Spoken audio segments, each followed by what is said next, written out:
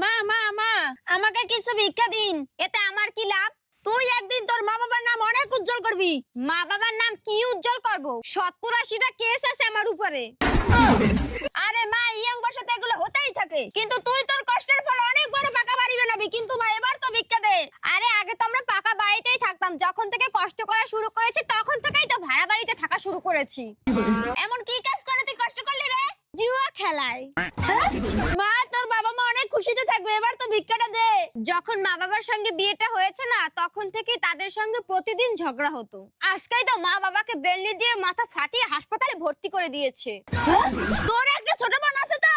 হ্যাঁ মা, আপনি কি করে জানলেন? আমি সব জানি। তোর বোন একদিন তোর জন্য অনেক বড় কাজ করবে, এবার তো ভিক্ষাটা নিয়ে আয় মা। বড় কাজ তো করেই দিয়েছে। কি কাজ? 2 বাচ্চার বাবাকে নিয়ে পালিয়ে গেছে। তোর বর তোর সাথে সারা জীবন থাকবে, এবার তো নিয়ে আয়। আরে আমার বরকে নিয়েই তো পালিয়েছে। আরে শালি, তুই মরস নাই কেন রে?